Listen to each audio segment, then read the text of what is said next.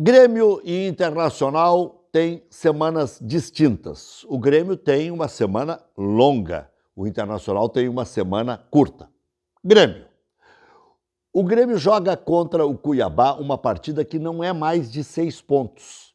É uma partida para dar um reforço na autoestima. Ganhando do Cuiabá, que empatou com o Inter em Porto Alegre, o Grêmio vai recuperar a sua ousadia.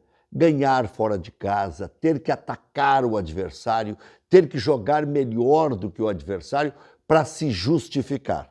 Como é que o Grêmio vai conseguir isso se os jogadores não conseguem desempenhar? Bom, aí entra a criatividade e a longa carreira que tem o técnico Luiz Felipe Scolari. Convenhamos, o Filipão tem um aproveitamento que não daria ao Grêmio a condição que está o Grêmio hoje. O Grêmio escaparia já da zona do rebaixamento. Chegaria a 43 pontos, basicamente, e acho que com 43 pontos não cai. O problema maior do Grêmio é a articulação. O Grêmio não tem meia cancha. Tanto que o Grêmio está contratando o Vidiaçante, tomara que estreie contra o Cuiabá, e também o Campaz, que chuta de fora da área e que tem muito mais mobilidade do que o Jean-Pierre.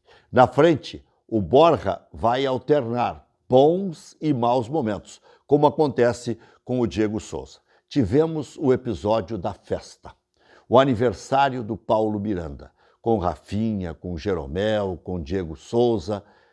Não é o melhor momento de aparição pública, não é o melhor momento de difundir festinhas. Agora tem que ter reservas, tem que ficar em casa. Se forem fazer festa, façam nos seus condomínios. Não vale a pena arriscar, porque agora tudo será associado a isso.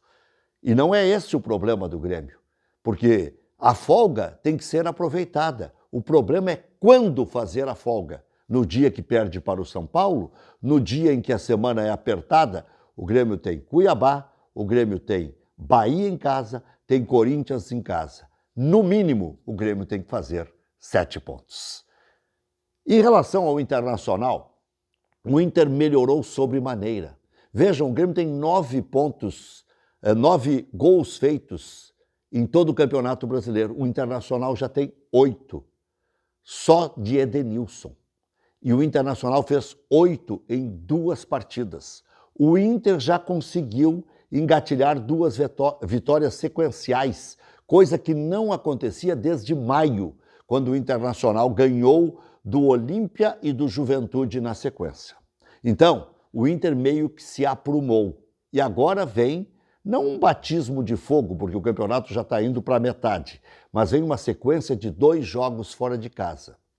O Internacional, em tese, está tendo um futebol mais reativo, um futebol de contra-ataque, mas, ao mesmo tempo, também, por mais contraditório que possa parecer, propositivo, porque quando o Inter está com a bola, o Internacional ataca com 5, 6, chega em velocidade e vai para dentro do adversário.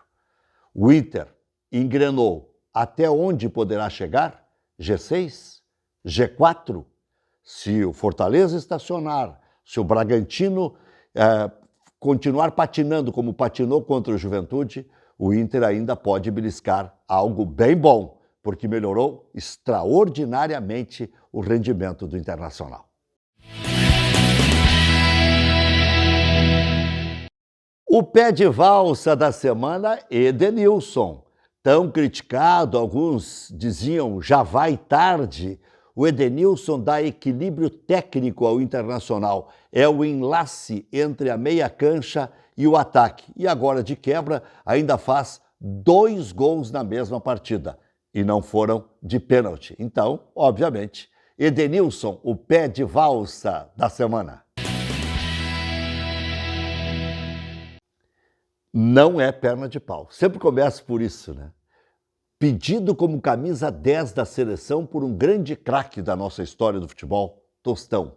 Jean-Pierre é o jogador mais apedrejado pela torcida. Apedrejado no sentido de criticado, mas criticado ao extremo. O torcedor já largou o Jean-Pierre de mão. A imprensa, os dirigentes, os técnicos que passam pelo Grêmio, ainda não. porque talento ele tem de sobra, mas por enquanto o que está prevalecendo é a sua lentidão. O dono do salão é o Juventude. Se apropriou da casa alheia. Foi a Bragança Paulista e ganhou do Bragantino. Esse Bragantino é um time incrível, ele tem melhor aproveitamento fora de casa do que dentro de casa. O Juventude não tem nada a ver com isso, foi lá, ganhou com 2 gols do veterano Wagner e fez bonito. Chegou a dormir no sábado na 9ª colocação. No entanto, depois caiu para a 12ª. Mas, aproveitando o ensejo, tem que ser o Juventude essa semana o dono do salão.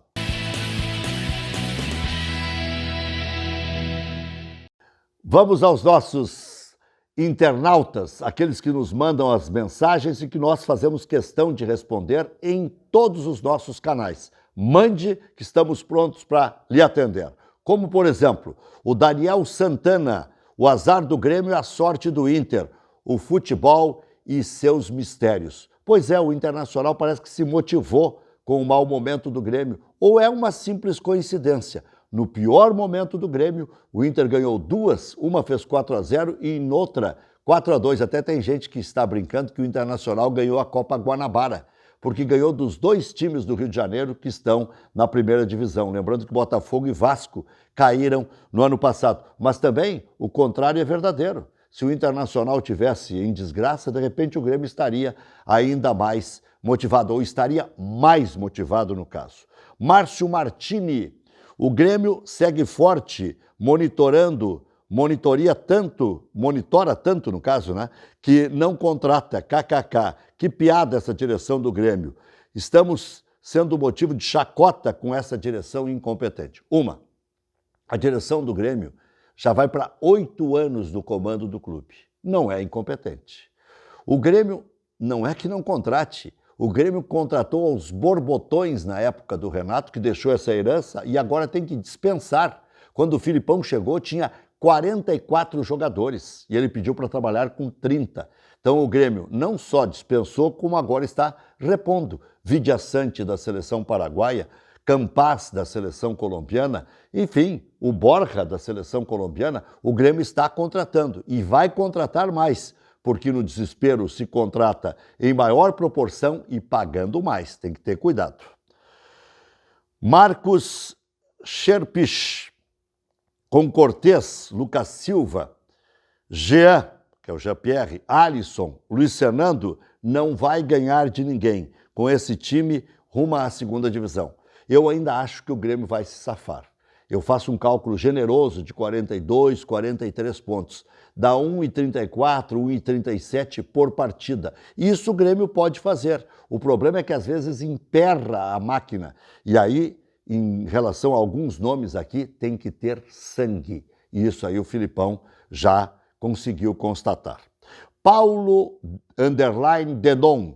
Inter só pega jogador bichado, Saravia, Guerreiro, Bosquilha, repito, é o clube mais mal administrado do Brasil. João, esses todos jogaram a última partida. O Saravia não jogou bem, mas não está bichado, ele teve um problema de joelho.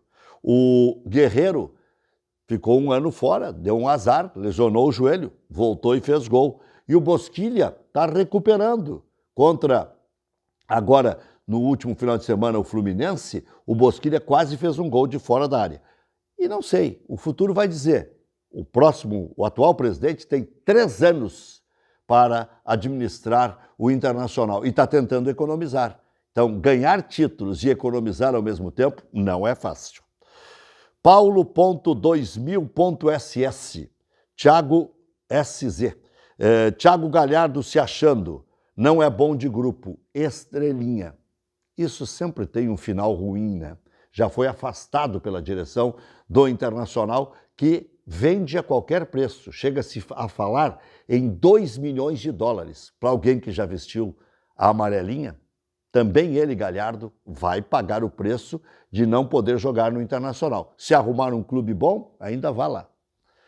Grande semana, mande a sua mensagem aqui ou em qualquer canal que você optar.